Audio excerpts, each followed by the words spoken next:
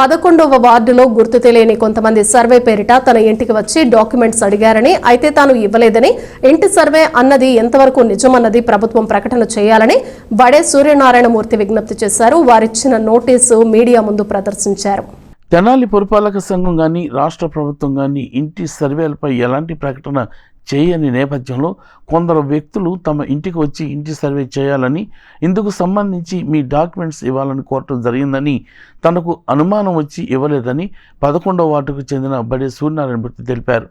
అయితే వారు సంబంధిత నోటీసు ఒకటి ఇచ్చి వెళ్లారని చెప్పారు.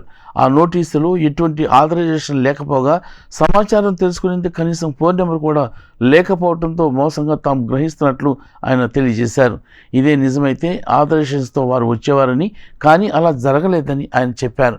ఇటువంటి మోసాలకు ప్రజలు మోసపోకుండా తక్షణమే ఇటువంటి వాటిపై ప్రభుత్వం దృష్టి సారించి ప్రకటన చేయాలని ఆయన విజ్ఞప్తి చేశారు.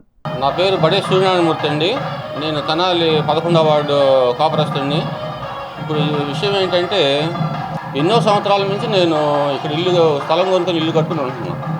అటువంటప్పుడు ఎప్పుడూ లేనటువంటి ప్రాబ్లం ఈ రోజు మీకు ఎందుకు వచ్చింది అంటే, నా ఒక్కడిల్లే కాదు, తెనాలిలో ఉన్న ఇల్లు మొత్తం మేము సర్వే చేస్తున్నాము, మీ యొక్క ఒరిజినల్ డాక్యుమెంట్స్ మాకు ఇవ్వాలి అని చెప్పి నిన్న వచ్చిన వాళ్ళు చెప్పారు.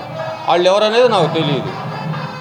రాష్ట్ర గవర్నమెంట్ నుంచి కనుక జీవో ఏదైనా విడుదలైతే, గవర్నమెంట్ ఆఫ్ ఆంధ్రప్రదేశ్ పలానా జీవో నెంబరు పలానా వాళ్ళు వస్తారు సర్వేకి, మీకు ఇబ్బంది ఏమీ లేదని చెప్పి మాకు క్లియర్ కట్గా ఎక్స్ప్లెయిన్ అనేది చేసి మా యొక్క డాక్యుమెంట్ని మీరు అడగాలి. అటువంటిది మాకు ఎక్స్ప్లెయిన్ చేయకుండా, వచ్చిన వాళ్ళు ఎవరో తెలియకుండా, స్టేట్ గవర్నమెంటా, సెంట్రల్ గవర్నమెంటా, కలెక్టర్ గారు పంపించారా, ఎస్పీ గారు పంపించారా, ఇటువంటి డీటెయిల్స్ ఏమీ లేవు. ఒకవేళ వాళ్ళు కనుక పంపించి ఉంటే వాళ్ళ స్టాంప్ ఉంటుంది, మా సర్క్యులర్ ప్రకారం పలానా సోర్స్ నెంబర్ ప్రకారం ఇదిగో స్టాంప్ పలానా కలెక్టర్ గారు మా తరపు నుంచి మేము వచ్చాము ప్రతినిధులుగా, మీ ఇల్లు సర్వే చేసే హక్కు మాకుంది అని చెప్పి ప్రూఫ్గా రావాలి. చిత్తు కాగితం లాంటి ఒక కాగితం ఇచ్చి ఫోన్ నెంబర్ లేకుండా, డిజిగ్నేషన్ లేకుండా, స్టాంప్ లేకుండా 3 వ్యక్తులు వచ్చి మీ ఇల్లు మేము కొలుస్తాము, టౌన్ మొత్తం కొలుస్తున్నామని చెప్పి అనఫిషియల్గా చెప్పి నోటీసు లాంటిది ఒకటి ఇచ్చి భయభ్రాంతులకు గురి చేసి మీ ఒరిజినల్ డాక్యుమెంట్స్ మాకు ఇవ్వమని చెప్పారు అంటే దాంట్లో అర్థం ఏంటి? గౌరవనీయులు ముఖ్యమంత్రి చంద్రబాబు నాయుడు గారు ఆలోచించాలి. At the same time Pavan Kalyan గారు కూడా ఆలోచించాలి. ఎందుకంటే చంద్రబాబు నాయుడు గారికి తెలియని విషయాలనే ఏమీ లేవు, ఆయనకు అన్నీ తెలుసు.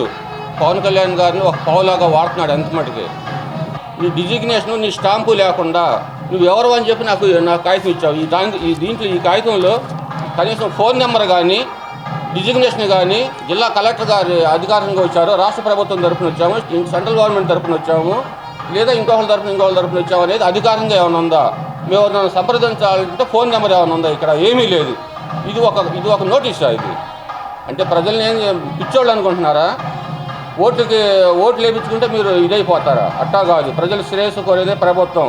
ఉచితాలు ఇచ్చి, లేకపోతే మేము కట్టిన ట్యాక్స్లు ఉచితాలు మీ సీట్ల కోసం ఉపయోగించుకొని మీరు పదవులు అనుభవిస్తా, మా మీద కరెంట్ మర్చిపోయాను. ఇంకోటి చెప్పడం మర్చిపోయాను, కరెంట్ ఛార్జీ పెంచము అన్నారు.